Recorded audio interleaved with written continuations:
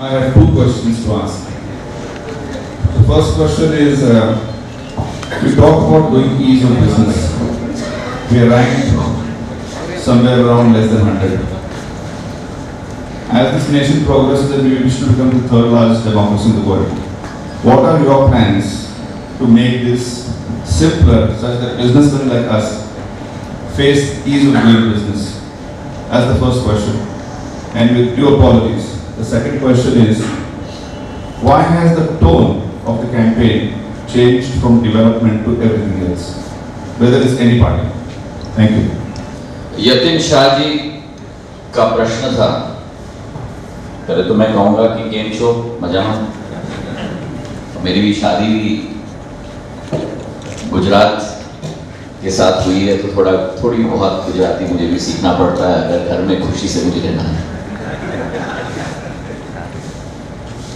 एक बहुत महत्वपूर्ण और मूल प्रश्न इन्होंने उठाया और इनके प्रश्न का उत्तर देने के पहले थोड़े आज देश में जो वातावरण उत्पन्न हुआ है उसके बारे में मैं चर्चा करना चाहूंगा। यह देश देशवासियों के द्वारा बनाया जाता है। कोई सरकार चुनी जाती है तो वो सरकार आपके द्वारा चुनी जाती है और चुनी जाती है आपकी सेवा करने के लिए, आपका विकास करने के लिए और आपकी प्रगति करने के लिए। और इन्होंने कहा कि विश्व के तीसरे सबसे बड़ा प्रजातंत्र, मैं इनको करेक्ट करना चाहूंगा, विश्व के हम तीसरे बड़े प्रजातंत्र में अपना जीवन नहीं यापन कर रहे, हम विश्व के सबसे बड़े प्रजातंत्र में अपना जीवन यापन कर रहे। तो पूरी दुनिया हमारे तरफ देख रही है, दुनिया हमारे तरफ देख रही है, क्योंकि जो प्रजातंत्र में व्यक्ति चुना जाता है पंत प्रधान बनने के लिए, उस पंत प्रधान की जिम्मेदारी होती है कि 125 करोड़ लोगों को साथ में लेके चले। उनकी आकांक्षा, उनकी आशा, उनकी अभिलाषा, उनके दुख, उनके दर्द में वो व्यक्ति और वो सरकार शामिल हो। खुशी के समय में चाहे आपका घर हो, चाहे हमारा घर हो, हम याद नहीं रखते कि अगर कोई आया, नहीं आया, किसी ने शिरकत दी, नहीं दी, लेकिन दुख के समय में लोगों का ढाढ़स बढ़ाने के लिए, दुख के समय में उनके दुख में सम्मिलित होने के लिए, ये जनसेवक की प्राथमिक जिम्मेदारी है। और आज देश में 5 साल से क्या हो रहा है? एक व्यक्ति, 125 करोड़ की जनता, लेकिन एक व्यक्ति, एक शासन, एक नियम, और जो मन चाहा किया जाता है, ना किसी से पूछा, ना किसी से चर्चा, ना किसी से विचार विमर्श।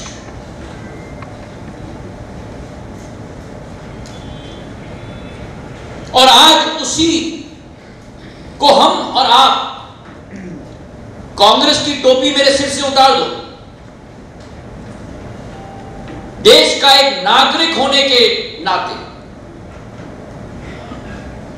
उसी का जो विघटनकारी विचारधारा का फलस्वरूप आज आपको और हमें भुगतने को मिल रहा है। कहा था अच्छे दिन आएंगे। ये सभागृह में बैठे हुए मैं सभी लोगों से पूछना चाहता हूं, आप में से क्या एक व्यक्ति का भी अच्छा दिन आया है? और नोटबंदी इसका सबसे बेहतरीन उदाहरण, ना किसी से पूछा, ना किसी से विचार किया, 8 नवंबर को उठ के, जब हम लोग बच्चे होते थे, एक कोल्ड ड्रिंक का इश्तिहार निकलता था, कि चलो आज कुछ तूफानी कर देते हैं। ऐलान कर दिया कि सारे 500,000 के नोट अब देश का मुद्रा नहीं लेकिन कागज के टुकड़े में तब्दील कर दिया।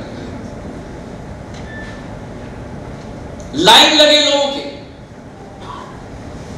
बैंकों में जाने के लिए और कहा था कि गरीब चैन की नींद सोएगा और अमीर नींद की गोली खाएगा। शायद आप में से कई लोग लाइन में खड़े थे। क्या आप में से एक व्यक्ति ने भी किसी भी एक अमीर को लाइन में देखा? आपको मालूम है क्यों? क्योंकि आप लोग अनुशासित रूप से बैंक के दरवाजे के लाइन के बाहर खड़े थे और सारे के सारे अमीर लोग बैंक के पीछे के दरवाजे से घुस के अपने काले को सफेद कर रहे थे। और कॉन्ड्यूट थी ये सरकार।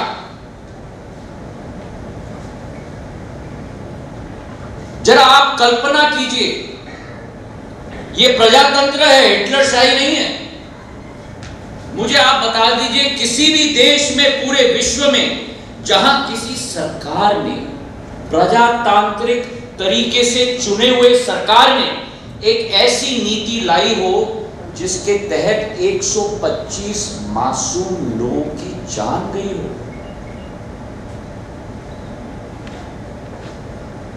Heart attack, stroke.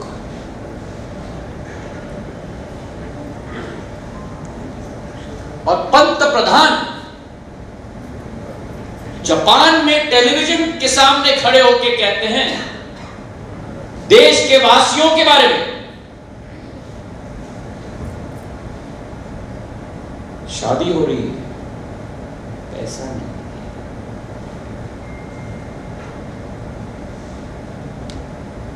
ये नियत है पंत प्रधान की। नियम बनाए गए, आपकी परिश्रम की आधार पर जो पैसा आपने कमाया है शादियों के लिए, एविडेंस बताओ कि शादी किसकी, किसके यहां शादी हो रही है, कार्ड लेके आओ। याद है आप लोगों को ये सब? और कहा गया था कि मैं काला धन खत्म करूंगा। 3 से 4 लाख करोड़ आरबीआई के खाते में वापस नहीं आएगा। ये देश का मुनाफा होगा। सारे काले धन रखने वालों को कंगाल करके छोड़ दूंगे। 15,44,000 करोड़ देश की आर्थिक मशीन में से, इंजन में से, जैसे घर में आप लोग वो लगाते हैं ना, क्या कहते हैं, वैक्यूम क्लीनर, खुश करके सब निकाल दिया। 84% देश का मुद्रा। आप सोचो, आप लोग गाड़ी चलाते हो, अगर गाड़ी में इंजन में से आपका तेल निकाल दिया तो पिस्टन का क्या होगा?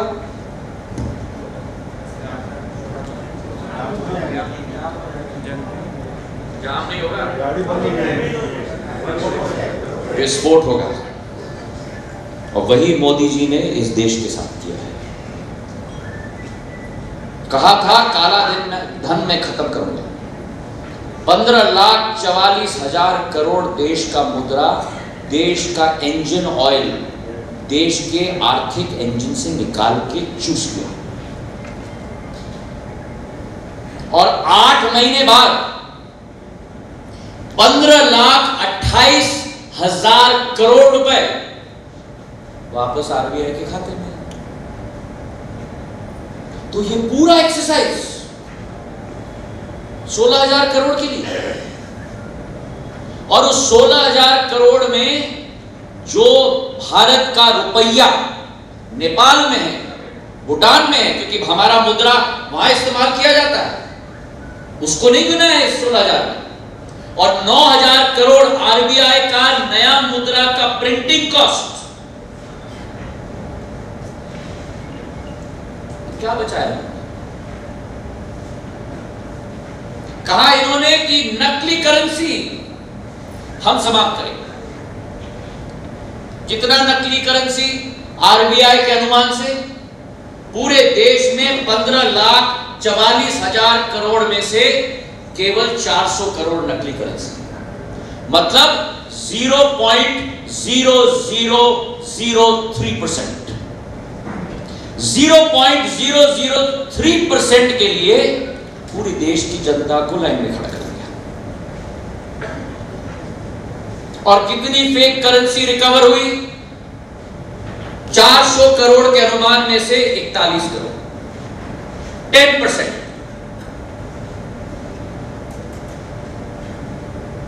फिर बोला इन्होंने, मेरे भाई और बहनों,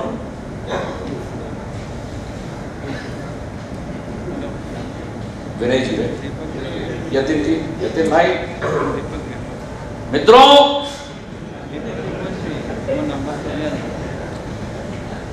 मैं देश को कैशलेस बनाना चाहता हूं, डिजिटल इकोनॉमी। अब आप जाएंगे, वो दीवार में जो डब्बा है, अपना कार्ड डालेंगे और डब्बे में से पैसा निकलेगा। क्या है वो डब्बा? एटीएम।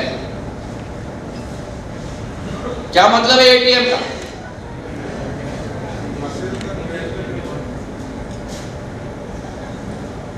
मतलब तो है एनी टाइम मनी, पर जो इन्होंने कहा आएगा तभी तो मिलेगा।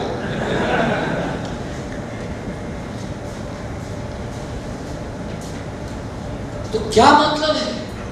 जब विचार नहीं, चर्चा नहीं, विमर्श नहीं, ये प्रजातंत्र का नींव क्या है कि मैं वहां बैठकर स्वतः कोई निर्णय नहीं ले सकता। जब तक सोलापुर के लिए अगर मैं निर्णय ले रहा हूं तो सोलापुर में आकर सारी बिजनेस कम्युनिटी से चर्चा करने के बाद ही मैं निर्णय ले सकता हूं। यह प्रजातंत्र होता है। प्रजातंत्र मतलब नहीं कि पंत प्रधान जो लगे सो करे।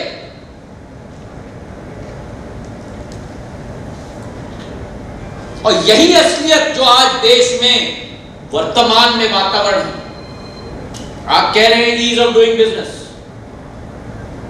कैसे होगा ईज ऑफ डूइंग बिजनेस जब मैं तैयार ही नहीं हूं आपसे बात करने के लिए, मैं तैयार ही नहीं हूं आपकी संकट सुनने के लिए। समाधान कब आएगा? जब मैं संकट सुन पाऊंगा तभी तो समाधान ले आऊंगा। जब मैं संकट सुनने के लिए उपलब्ध ही नहीं हूं, यतिन जी की संकट नहीं सुन सकता, मैं किसान की संकट नहीं सुन सकता, मैं महिला की संकट नहीं सुन सकता, मैं विश्व भर का दौरा कर सकता हूं और झप्पियां दे सकता हूं, लेकिन जनता की संकट मैं नहीं सुन सकता। कहां से आएगा ईज ऑफ डूइंग बिजनेस? जब ये सरकार समझे कि सब कुछ केवल सरकार को मालूम है, बाकी जनता को कुछ मालूम नहीं, तभी देश पूर्ण रूप से नष्ट होने के लिए तैयार हो जाता है। और अगर इस स्थिति को यतिन भाई आपको अगर परिवर्तित करना है तो कोई भगवान नहीं आने वाला परिवर्तित करना है। आज मोदी जी को मंच पे बैठाया गया है या सिंधिया जी को मंच पे बैठाया गया, किसने बैठाया?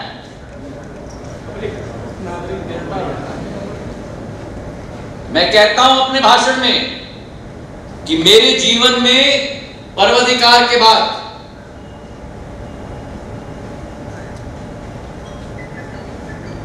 मुझे भगवान से डर लगता है, पर पर्वाधिकार के बाद मेरे केवल दो भगवान हैं मेरे लिए, क्योंकि मैं महाराष्ट्र का शेतकर हूं, कनेरखेड़ मेरा गांव है। मेरा पहला भगवान है पर्वाधिकार के बाद मेरा अन्नदाता, और मेरा दूसरा भगवान है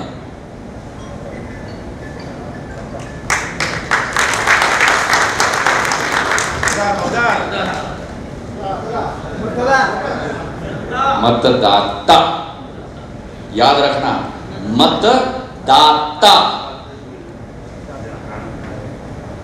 क्योंकि आप और अपनी शक्ति मत भूलना। आप सामान्य इंसान को यहां से उठाकर वहां रख देते हो, पर यह मत भूलना कि आप में ही वही शक्ति है कि अगर उस व्यक्ति ने आपके साथ विश्वासघात किया तो वही शक्ति है कि उस व्यक्ति को भी दोबारा यहां आप बैठा सकते। तो अपनी शक्ति को पहचानो।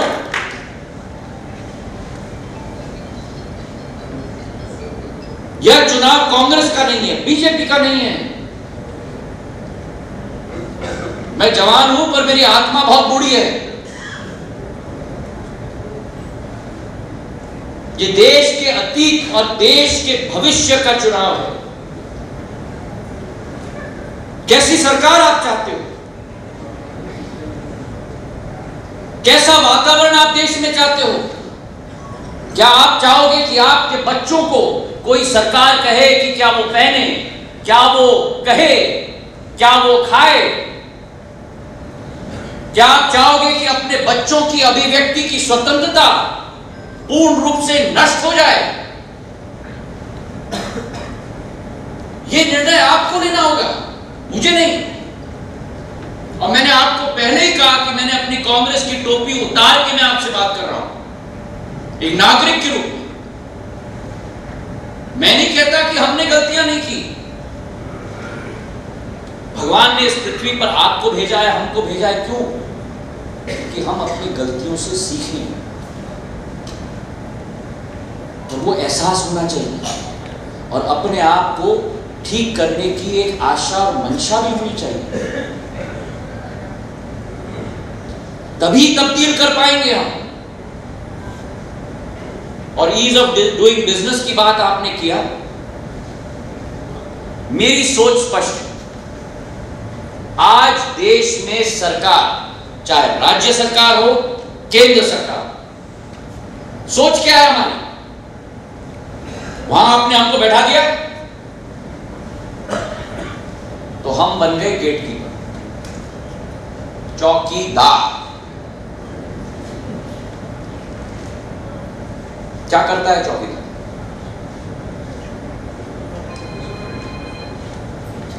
चौकीदार ये तय करता है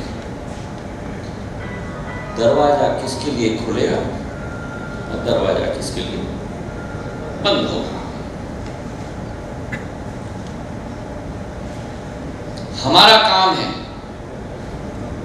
नेता के रूप में नहीं, लेकिन जनसेवक के रूप में हमारा काम है कि वो दरवाजा तोड़ के संपूर्ण रूप से जनता को प्रवेश देने दिया जाए, उनकी बातें सुनी जाए। कहते हैं ना, जन समस्या निवारण शिविर, हर मंत्री का काम वही होना चाहिए, अपने पोर्टफोलियो के समस्या का निर्वहन करने की जिम्मेदारी। जब मैं औद्योग और वाणिज्य मंत्री था यूपीए की सरकार में, मैंने एक नई सोच और विचारधारा रखी। आप लोग चाहते हो एक्साइज ड्यूटी कम हो, डायरेक्ट इनडायरेक्ट टैक्स कम हो। मैं उस समय की बात कर रहा हूं गब्बर सिंह टैक्स के पहले, जब एक्साइज ड्यूटी होती थी। पर सबसे ज्यादा कॉस्ट आपकी क्या है आज? और अगर आप मेरे साथ सहमत नहीं हो तो आप मुझे बता दो। पर मुझे लगा कि सबसे बड़ी कॉस्ट आज इस देश में ट्रांजैक्शन की कॉस्ट है। आप लाइन में लगते हो ब्यूरोक्रेट के सामने, परमिशन चाहिए, leave and shop and establishment का लाइसेंस चाहिए, फायर का लाइसेंस चाहिए, इंपोर्ट का लाइसेंस चाहिए, और आपके लिए हर दिन पैसे के समान है जो इंटरेस्ट आपको लगता है तो मुझे लगा वाणिज्य मंत्रालय में होने के नाते कि एक ट्रांजैक्शन कॉस्ट रिडक्शन इनिशिएटिव हमें लाना चाहिए। और 8 वर्टिकल से मैंने बात की, लेदर, केमिकल्स, टेक्सटाइल्स, हैंडीक्राफ्ट्स, और उनका पूरा वैल्यू चेन का मैंने स्टडी किया, रॉ मटेरियल से फिनिश गुड से डिस्ट्रीब्यूशन तक, और कहां-कहां उनके पेन पॉइंट्स हैं, कहां-कहां उन्हें समय लग रहा है, राशि लग रहा है, पैसा लग रहा है, कहां-कहां चौकीदार खड़ा है। और उन सारे 8 वर्टिकल से प्रणब मुखर्जी जब वित्त मंत्री जी थे, उनके साथ बैठकर एनालिसिस करके सारे 8 वर्टिकल्स के जितने भी ट्रांजैक्शन कॉस्ट थे उनको मैंने रिमूव करवाया वाणिज्य मंत्री के रूप में 2000 करोड़ का। तो वो हमारा काम है, तब ईज ऑफ डूइंग बिजनेस होगा। और आपका दूसरा प्रश्न कि कोई भी पार्टी विकास की बात नहीं कर रही, प्रगति की बात क्यों कर रही, क्यों नहीं कर रही, दूसरे विषयों पर चर्चा क्यों हो रहा है? हम बात कर रहे हैं विकास की, हम बात कर रहे हैं प्रगति की, हम बात कर रहे हैं किसानों की, हम बात कर रहे हैं महिलाओं की, हम बात कर रहे हैं रोजगार की। पर बीजेपी के पास उत्तर नहीं। 5 साल में इन्होंने कुछ नहीं किया। हां, एक काम उन्होंने जरूर किया कि जो भी कांग्रेस की यूपीए सरकार की योजनाएं थी उनका केवल नामांतरण कर दिया। शिंदे साहब की राजीव गांधी ग्रामीण विद्युतीकरण योजना को दीनदयाल उपाध्याय योजना बना दिया, इंदिरा आवास योजना को प्रधानमंत्री आवास योजना बना दी, निर्मल भारत को स्वच्छ भारत बना दी। लेकिन आज आपको अपने मन में पूछना चाहिए, 5 साल में इस सरकार ने आपके जीवन स्तर को सुधारा कैसा है? अगर सुधारा है तो दीजिए वोट, अगर नहीं तो परिवर्तन नहीं। मैं आपको कह सकता हूं कि कांग्रेस के सरकार में चाहे राजीव गांधी ग्रामीण विद्युतीकरण योजना हो, चाहे मनरेगा हो, चाहे भारत निर्माण की योजना है 1 लाख करोड़ की, JNURM जिसके आधार पर मुंबई, दिल्ली, बैंगलोर, कलकत्ता, छोटे-छोटे नागपुर, छोटे-छोटे शहरों में विकास और प्रगति की दौड़ आई, सड़कों के आधार पर नए रेल सेवाओं की, बस सेवाओं की, पावर लाइन की, पानी की योजना की हमने किया है। और इसलिए हम आपको आज कह रहे हैं कि 10 साल हमने 7.5% घरेलू उत्पादन की दर की वृद्धि हमने लाई है, यह हमारा रिकॉर्ड है। और कंपाउंडेड एनुअल, आप लोग व्यापारी लोग हो, compounded annual growth rate CAGR 7.8% का किसी भी देश में लाना बहुत ही मुश्किल काम है। 1 साल आप कर सकते हो, 2 साल कर सकते हो, लेकिन निरंतर 10 साल करके दिखाना बहुत मुश्किल है। हमने किया है। और आज ये भाजपा सरकार ने 6% पर लाकर हमारे देश को खड़ा कर दिया। इन विचारों पर आपको अपना मंथन करना होगा, और जब आप मंथन करोगे अपने समाज में, अपने व्यापार के गुट में, समूह में, अपने घर में, तब उसमें से निष्कर्ष, और मैं तो मानता हूं कि अमृत निकलेगा और न्याय के आधार पर एक नई सरकार स्थापित भारत में हो पाएगी। दूसरा प्रश्न नहीं, हाँ आप पूछना चाहते हैं। एक और प्रश्न इसके बाद। जीएसटी के बारे में हमारे पेट्रोल पंप के डीलर है जो कटिंग हो रहा है, HP राव कुछ नहीं कुछ नहीं सर, अपना जो जीएसटी जो है, एक्चुअली पेट्रोल डीजल जीएसटी में नहीं, लेकिन हमारा जो लाइसेंस फी रिकवरी है उसमें 18% जीएसटी काटते हैं, लेकिन हम क्लेम नहीं कर सकते सर। लाखों रुपए उनके पास जमा हो रहे हैं और हमने क्लेम करने के लिए पूछे तो वो बोलते you are not in GST. तो कुछ नो रिप्लाई। वी हैव मुझे सभी जगह हमने घूम घूम के आके भी छोड़ दिए सर, लाखों रुपए उधर जमा हो गया उनके पास। ये आप समझ लीजिए, मोदी जी से सरकार की एक ही मॉडल है, गरीबों से छीनो और अमीरों को सींचो। इनका एक ही सोच है, पैसा आपसे लो, अंबानी और अडानी और मेहुल भाई को दो। आज मैं इकोनॉमिक टाइम्स में पढ़ रहा था, जब मैं प्लेन से आ रहा था सुबह, वो मांगा थोड़ा 5 साल में 5.5 लाख करोड़ 5.55 लाख करोड़ इस सरकार ने डिफॉल्टर्स का राइट ऑफ कर दिया। 5.55 लाख करोड़।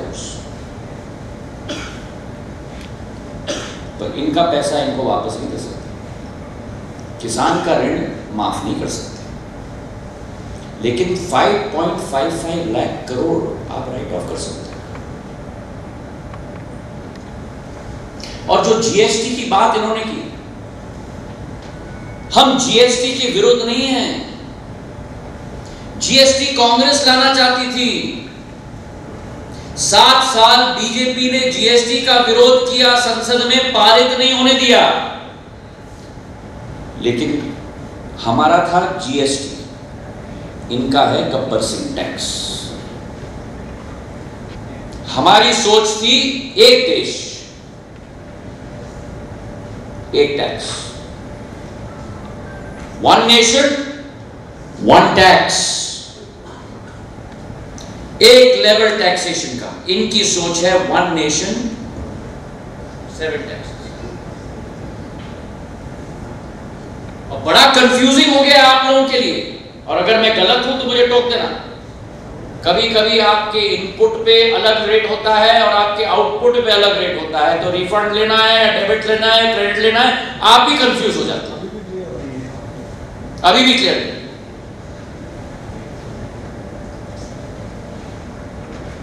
और यही गुण मोबाइल फोन, उदाहरण दे रहा हूं, इस मोबाइल फोन को अगर आप रोड से भेजोगे तो 0% टैक्स, इसी मोबाइल फोन को अगर आप रेल से भेजोगे तो 5% टैक्स, इसी मोबाइल फोन को अगर आप प्लेन से भेजोगे तो 18% टैक्स, और इसी मोबाइल फोन को अगर आप इनलैंड वाटरवे से भेजोगे तो 2 टैक्स। किसने बनाया भैया ये नियम?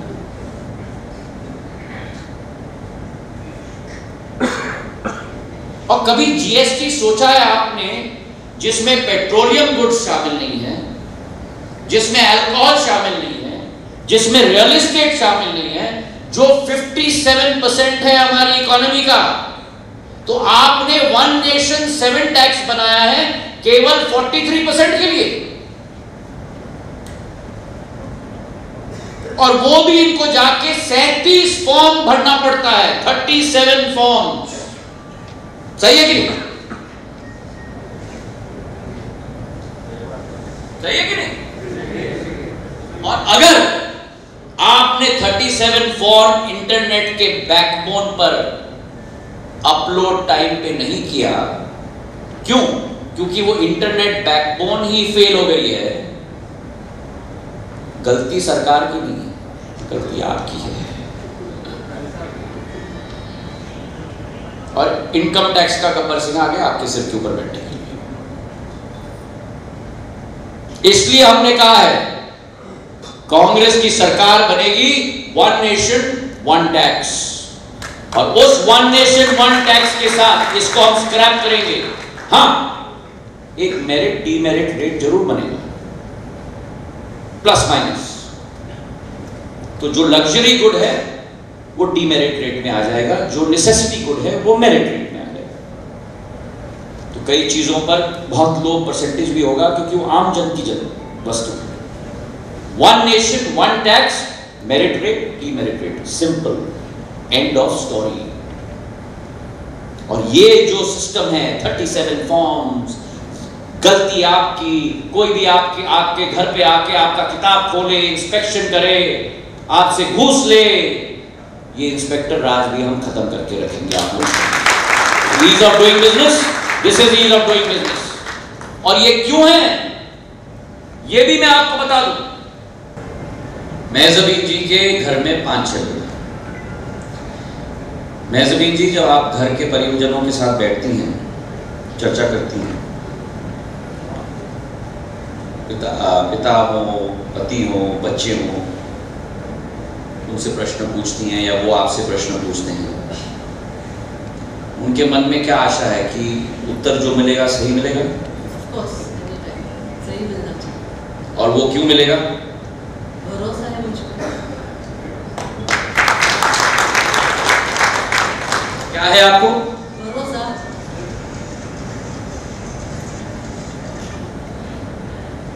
कीवर्ड क्या बोला मेहज़बीन जी ने?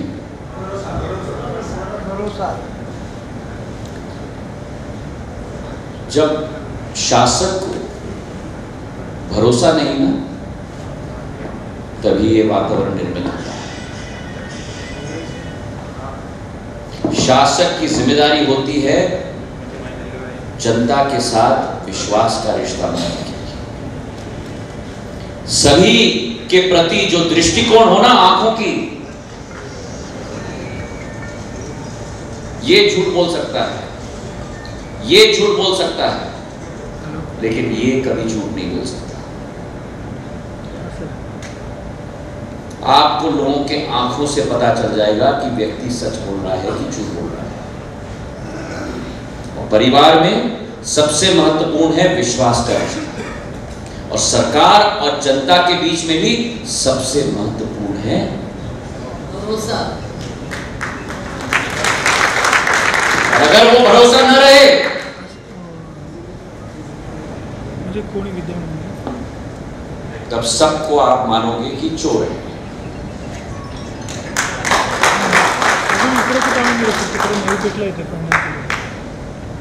और तभी ऐसे नियम आप लागू करोगे। अगर लोगों के ऊपर आप विश्वास करोगे और अगर किसी ने चोरी की तो उसके विरुद्ध सख्त से सख्त सजा लगाओ। और इसका मतलब नहीं कि अगर एक व्यक्ति ने चोरी की तो 125 करोड़ लोगों को आप उस चोरी के दृष्टिकोण से देखना है। क्योंकि अगर वो किया मेहज़बीन जी ने अपने घर के अंदर, तो ये परिवार टूट जाएगा। और वैसे ही अगर शासक ने किया जनता के साथ, तो वो रिश्ता भी टूट जाएगा। आखिरी प्रश्न। मेरा सोलर का बिजनेस है।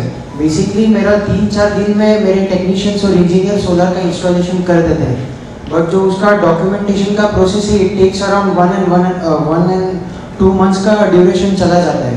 मेरा ज़्यादातर टाइम प्रोडक्टिविटी के जगह डॉक्यूमेंटेशन में चला जाता है। एक तरफ मोदी जी बोलते थे कि गवर्नमेंट को हटा के गवर्नेंस को लेके आना है, but I don't see it happening right now. When I see the leaders like you and mister Sachin Pilot and R Praniti tai, हम लोग काफ़ी आशावादी हो जाते हैं कि यंग लीडर्स आएंगे तो हमसे रिलेट कर पाएंगे। सर, इस बारे में आप क्या सोचते हैं? क्योंकि इंडिया यंग नेशन है। तुमचं नाव काय? Vismay Upadhyay. Vismay. Sir, I was born in Indore sir. I can Madhya Pradesh connection है सर।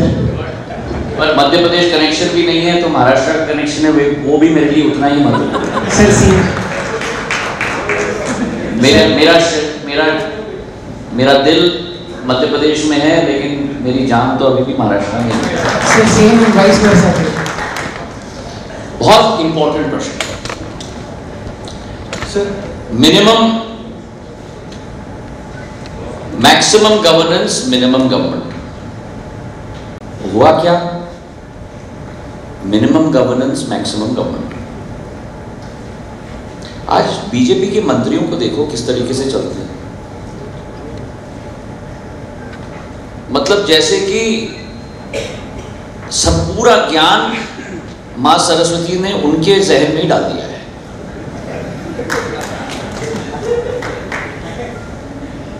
ये अतिशयोक्ति नहीं है अगर मैं चुनौती डाल के कह दूं कि भाजपा का कोई भी मंत्री ऐसे आके बात नहीं करेगा। भाई और बहनों,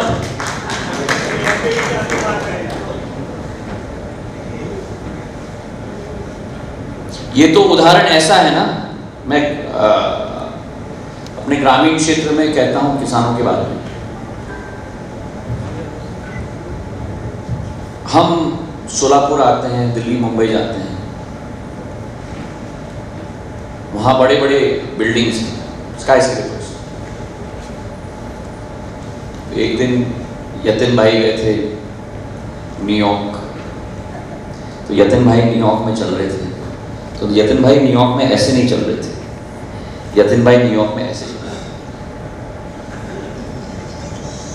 क्योंकि इनके दिमाग में यही सोच थी कि वो ऊपर, सबसे ऊपर वाले मंजिल में कैसा वातावरण होगा, कितने कमरे होंगे, क्या मार्बल लगा होगा। हम सबकी सोच ये होती है, पर हम भूल जाते हैं कि वो ऊंचा से ऊंचा जो इमारत होता है ना, वो उतनी ही मजबूत होती है जितनी मजबूत उस इमारत की नींव होती है। और अगर नींव मजबूत ना हो तो इमारत ढह जाती है। ये इमारत है, ये नींव है।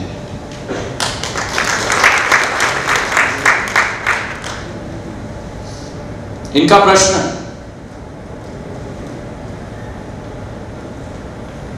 प्रोसेस को प्रोडक्टिव कैसे बनाएं, उत्पादिका को कैसे महत्वपूर्णता दे पाए। जब मैं मंत्री था, मैंने एक बहुत सिंपल रूल को क्रियान्वयन किया। शिंदे साहब का ही मंत्रालय, पावर मिनिस्ट्री, मैंने एक नियम डाल दिया पहले दिन, कैबिनेट मिनिस्टर बनने के पहले दिन, जो भी फाइल किसी भी अफसर के डेस्क पे होगा, चाहे वो डायरेक्टर लेवल का हो, चाहे वो सेक्रेटरी लेवल का हो, मिनिस्टर लेवल का हो, अगर वो फाइल 4 दिन से ज्यादा एक अफसर के डेस्क पे है, तो मुझे उस फाइल नोटिंग के साथ मुझे एक्सप्लेनेशन चाहिए कि आपके डेस्क पर 4 दिन से ज्यादा क्यों था, मेरे लेवल तक। तो जो जवाबदेही मैं इनके लिए तय कर रहा हूं, वही जवाबदेही मैं अपने आप के लिए भी तय कर रहा हूं। Number 1। Number 2, and this is the direct answer to your direct question. जब मैं इंडस्ट्री कॉमर्स मिनिस्टर था, मैंने एक पोर्टल बनाया। उस पोर्टल का नाम था ई-बिज फॉर बिजनेस। तो जो किसी स्टार्टअप को, जैसे इनका स्टार्टअप है, जितने भी परमिशंस चाहिए, पार्षद म्युनिसिपैलिटी से प्रदेश सरकार तक, वो सारे के सारे परमिशंस उस पोर्टल से लिए जाएंगे। पर उसमें मैंने एक चेंज किया कि अगर उदाहरण के तौर पर मनोहर सपाटे जवळ हे जाऊन राहिल्यात मुलगा, की मला परमिशन द्या तुम्ही 5 दिवस, मला हे शॉप इस्टॅब्लिशमेंटच्या परमिशन पाहिजे, आणि मनोहर साहेब मला सांगतात, मी मंत्री आहे, की मला हे परमिशन द्यायला 2 दिवस लागणार। ते स्टिप्युलेटेड टाइम लिमिट झाली, ते सॉफ्टवेअर मध्ये, कम्प्युटर सिस्टम मध्ये की 2 दिवस पाहिजे, ह्यांच्या निरोप आला की मला परमिशन पाहिजे, ह्यांच्या 48 घंटाचा क्लॉक सुरू झाला। अगर 48 घंटे मध्ये ह्यांच्या ऑब्जेक्शन नाही, ह्यांची अप्रूव्हल नाही, that will be considered as deemed approval for him. End of story. यासह अनेक बातम्या पाहण्यासाठी येस न्यूज मराठीच्या YouTube चॅनलला सबस्क्राइब करा आणि बेल आयकॉन ऑन ठेवा। तसेच आमच्या Facebook पेजलाही फॉलो करा।